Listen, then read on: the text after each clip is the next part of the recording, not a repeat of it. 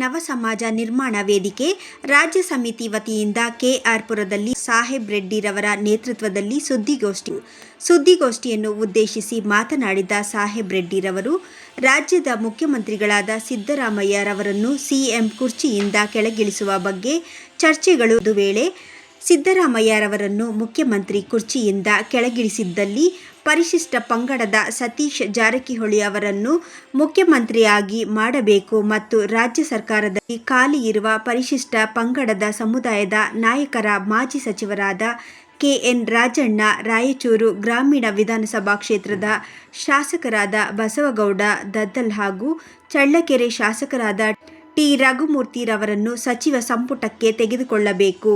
ಇದರ ಜೊತೆಗೆ ಆಯೋಗ ರಚನೆ ಮಾಡುವುದು ಮತ್ತು ಸುಮ್ಮನಹಳ್ಳಿ ಭಾಗದಲ್ಲಿ ಎಸ್ಟಿ ಸಮುದಾಯಕ್ಕೆ 2 ಎಕರೆ ಜಾಗವನ್ನು ಈಗಾಗಲೇ ಮಂಜೂರು ಮಾಡಿದ್ದು, ವಾಲ್ಮೀಕಿ ಸೌಧ ನಿರ್ಮಾಣಕ್ಕೆ ಅನುದಾನ ಮೀಸಲಿಡಬೇಕು ಹಾಗೂ SC/ST ಮೀಸಲಾತಿ ಕಾಯ್ದೆ ಹೆಚ್ಚಳ ಅನುಷ್ಠಾನಗೊಳ್ಳಬೇಕು.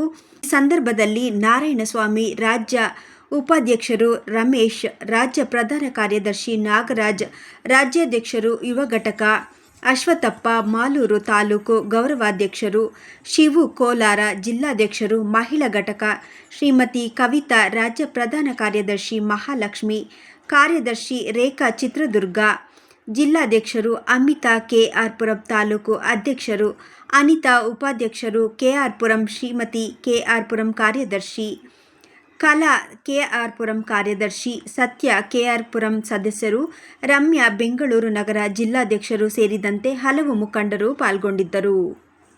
ಕರ್ನಾಟಕ ನವ ಸಮಾಜ ನಿರ್ಮಾಣ ವೇದಿಕೆಯಿಂದ ದಿನಾಂಕ 30/1/2026 ಫ್ರೀಡಂ ಪಾರ್ಕ್ ಬೆಂಗಳೂರಿನಲ್ಲಿ ಬೃಹತ್ ಮಟ್ಟದ ಪ್ರತಿಭಟನೆಯನ್ನು ಹಮ್ಮಿಕೊಳ್ಳಲಾಗಿದೆ.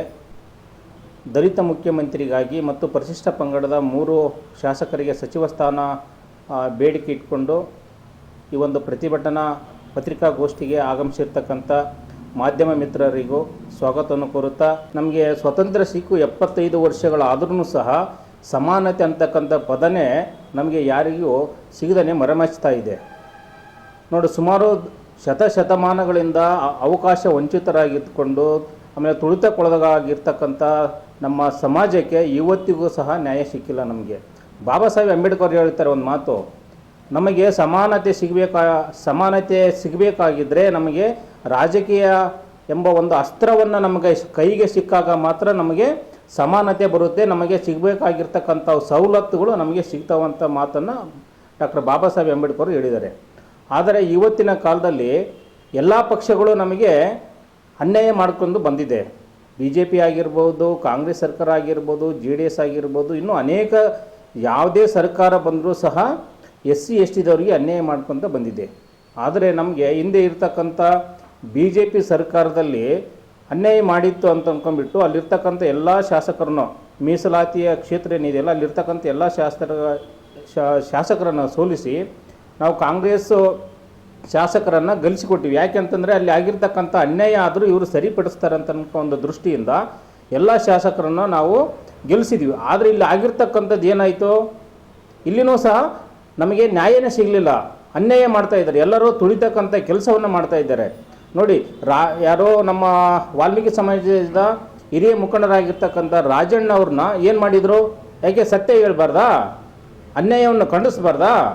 ಇವರು ಯಾವತ್ತೂ ಸತ್ಯ ಹೇಳ್ಬಾರ್ದು, ಅನ್ಯಾಯವನ್ನು ಖಂಡಿಸ್ಬೇಕು, ಇದಾಗಬೇಕು. ಆಮೇಲೆ ಅವ್ರ ಮಾತನ್ನು ಗುಲಾಮಗಿರಿಯ ಮಾಡಿಕೊಂತಿದ್ರೆ ಮಾತ್ರ ಇವರಿಗೆ ಸಚಿವ ಸ್ಥಾನದಲ್ಲಿ ಇರೋಕ್ಕೆ ಅರ್ಹತೆ ಕೊಡ್ತಾಯಿದ್ರು. ಆದರೆ ಇವರು ನಮ್ಮ ಬ್ಲಡ್ಡಲ್ಲೇ ಬಂದಿದೆ, ಯಾವುದಕ್ಕೆ ಜಗ್ಗಲ್ಲ ಅಂಜಲ್ಲ ಅಂತ ಒಂದು ಸಮುದಾಯದಲ್ಲಿ ಹುಟ್ಟಿರ್ತಕ್ಕಂಥ ರಾಜಣ್ಣ ಅವರು ನಿಜ ಹೇಳಿದರು. ಅವ್ರನ್ನೇನು ಮಾಡಿದರು, ಸಚಿವ ಸ್ಥಾನದಿಂದ ತೆಗೆದುಹಾಕಿದ್ರು.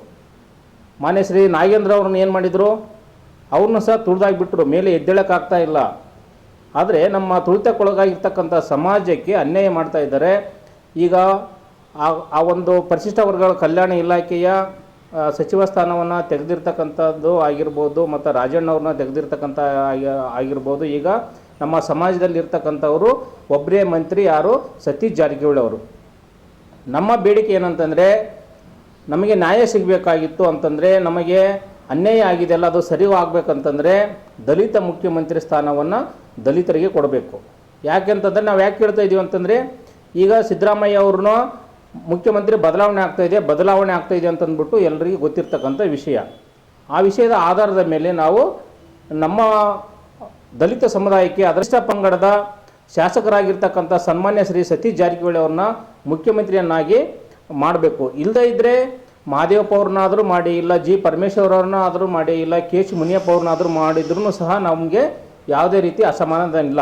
ಯಾರೇ ಆಗಲಿ ದಲಿತ ಮುಖ್ಯಮಂತ್ರಿ ಕೊಟ್ಟರೆ ನಮಗೆ ಸಮಾಧಾನ ಆಗಿರುತ್ತೆ. ಮತ್ತು ಪರಿಶಿಷ್ಟ ಪಂಗಡದಲ್ಲಿರ್ತಕ್ಕಂಥ 3 ಸಚಿವ ಸ್ಥಾನಗಳು ಖಾಲಿ ಇದೆ. 3 ಸಚಿವ ಸ್ಥಾನಕ್ಕೆ ಮಧುಗಿರಿ ಕ್ಷೇತ್ರದ ಮಾನ್ಯ ಶ್ರೀ ಕೆ ಎನ್ ರಾಜಣ್ಣನವರನ್ನಾಗಿರ್ಬೋದು, ಚಳ್ಳಕೆರೆ ಶಾಸಕರಾಗಿರ್ತಕ್ಕಂಥ ಟಿ ರಘುಮೂರ್ತಿ ಅವರನ್ನಾಗಿರ್ಬೋದು, ರಾಯಚೂರು ಗ್ರಾಮಾಂತರ ಕ್ಷೇತ್ರದ ಬಸನಗೌಡ ದದ್ದಲ್ ಅವರನ್ನಾಗಿರ್ಬೋದು, ಯಾರಾದ್ರೂ 3 ಜನ ಶಾಸಕರಿಗೆ ಸಚಿವ ಸ್ಥಾನವನ್ನು ನೀಡಬೇಕಂತಕ್ಕಂಥದ್ದು ನಮ್ಮದು 2ನೇ ಆಗ್ರಹ ಆಗಿದೆ. 3ನೇದು ST ಆಯೋಗ ರಚನೆ ಆಗಬೇಕು. ಈಗ ಸಚಿವಾಲಯ ಆಯಿತು, ಸಚಿವಾಲಯ ಎಷ್ಟು ವರ್ಷ ಆಯಿತು? ನಮಗೆ 3 ವರ್ಷ ಆಗ್ತಾ ಇದೆ ನಮಗೆ. ಆದರೂ ಸಹ ನಮಗೆ ST ಆಯೋಗ ನಮಗೆ ಆಗಬೇಕಂತಕ್ಕಂಥದ್ದು ನಮ್ಮ 3ನೇ ಒಂದು ಆಗ್ರಹ ಆಗಿದೆ. ಈಗ ಪರಿಶಿಷ್ಟ ವರ್ಗಗಳ ಕಲ್ಯಾಣ ಇಲಾಖೆಯಲ್ಲಾಗಿರ್ಬೋದು, ಎಲ್ಲ ಇಲಾಖೆಗಳಲ್ಲಿಯೂ ಸರ್ಕಾರದ ಇರ್ತಕ್ಕಂಥ ಅಧಿಕಾರಿಗಳ ಮೇಲೆ ದೌರ್ಜನ್ಯ ಮತ್ತು ದಬ್ಬಾಳಿಕೆ ಜಾಸ್ತಿ ಆಗ್ತಾ ಇದೆ. ಬೇರೆ ಜಾತಿಯ ಅಧಿಕಾರಿಗಳಿಲ್ಲ, ಅದನ್ನು ತಡಿಬೇಕು. ಅದೇ ರೀತಿಯಾಗಿ ನಮ್ಮ ಕರ್ನಾಟಕ ಶ್ರೀ ಮಹರ್ಷಿ ವಾಲ್ಮೀಕಿ ಅಭಿವೃದ್ಧಿ ನಿಗಮಕ್ಕೆ ಹೆಚ್ಚುವರಿ ಅನುದಾನ ಆಗಬೇಕು. ಅದು ಸ್ಪೆಷಲ್ ಪ್ಯಾಕೇಜ್ ಅಂದ್ಕೊಂಡ್ಬಿಟ್ಟು 500 ಕೋಟಿಯ ಅನುದಾನವನ್ನು ಈ ಒಂದು ಬಜೆಟಲ್ಲಿ ಘೋಷಣೆ ಆಗಬೇಕು. ಯಾಕಂತಂದರೆ 87 ಕೋಟಿ ಹಗರಣ ಆಯಿತು. ಆ ದುಡ್ಡು ಎಲ್ಲಿ ಹೋಯಿತು ಅಂದರೆ ನಮಗೆ ಕೇಳೋರು ಯಾರು ಇಲ್ಲಿ ಇದ್ದಾರೆ? ಈಗ ಆ ಒಂದು ಸಚಿವ ಸ್ಥಾನವನ್ನು ಆ ಖಾತೆ CM ಅವ್ರ ಹತ್ರ ಇದೆ. CM ಅವ್ರ ಹತ್ರ ಹೋಗ್ಬಿಟ್ಟು ಯಾರು ಮಾತಾಡೋಕ್ಕಾಗುತ್ತೆ? ಜನಸಾಮಾನ್ಯರು ಮಾತಾಡೋಕ್ಕಾಗುತ್ತಾ? ಆಗೋದಿಲ್ಲ. ಅದಕ್ಕಾಗಿ ನಮ್ಮ ಆಗ್ರಹ ಏನಂತಕ್ಕಂಥದ್ದು, ಆ ಸಚಿವ ಸ್ಥಾನವನ್ನು ನಮ್ಮ ಶಾಸಕರಿಗೆ ಕೊಡಬೇಕಂತಕ್ಕಂಥದ್ದು. ಈಗ ರಾಜ್ಯ ಸರ್ಕಾರ ಸುಮನಹಳ್ಳಿಯಲ್ಲಿ 2 ಎಕರೆ ಜಾಗವನ್ನು ಕೊಟ್ಟಿದ್ದಾರೆ. ಈಗ ವಾಲ್ಮೀಕಿ ಸೌಧ ಕಟ್ಟಲಿಕ್ಕೆ ಈ ಬರ್ತಕ್ಕಂಥ ಮುಂಬರುವ ಬಜೆಟಲ್ಲಿ 50 ಕೋಟಿ ರೂಪಾಯಿ ಅನುದಾನವನ್ನು ವಾಲ್ಮೀಕಿ ಸೌಧ ಕಟ್ಟಲಿಕ್ಕೆ ಕೊಡಬೇಕಂತಕ್ಕಂಥದ್ದು ನಮ್ಮ 4ನೇ ಆಗ್ರಹವಾಗಿದೆ. ಈಗ SC STಗಳಿಗೆ ದೌರ್ಜನ್ಯ ಕಾಯ್ದೆಗಳನ್ನು ಮಾಡಿದ್ದಾರೆ, ಅಮೆಂಡ್ಮೆಂಟ್ ಆಗಿದೆ. ಆ ಅಮೆಂಡ್ಮೆಂಟನ್ನು ಸರಿಯಾಗಿ ಜಾರಿಗೆ ಆಗಬೇಕು. ಅದಲ್ಲದೆ ಏನಾಗ್ತಾ ಇದೆ ಅಂದರೆ ಈ ಕೌಂಟ್ರ್ ಕೇಸ್ ಜಾಸ್ತಿ ಆಗ್ತಾ ಇದೆ. ಈಗ ಅಟ್ರಾಸಿಟಿ ಆದಮೇಲೆ ಕೇಸ್ ಮಾಡಿದರೆ ಅದಕ್ಕೆ ರೀಕೌಂಟ್ರು ಕೇಸ್ ಕೊಡ್ತಾ ಇದ್ದಾರೆ. ಅದು ಆಗಬಾರ್ದು. ಪೊಲೀಸ್ ಇಲಾಖೆಯವರು ರೀಕೌಂಟ್ರ್ ಕೇಸ್ನ ಯಾವುದೇ ಕಾರಣಕ್ಕೂ ತಗೊಳ್ಳಬಾರ್ದು. ಅದನ್ನು ನೀವು ರಿಜೆಕ್ಟ್ ಮಾಡಬೇಕಂತಕ್ಕಂಥದ್ದು ನಮ್ಮದು ಬೇಡಿಕೆಯಾಗಿದೆ.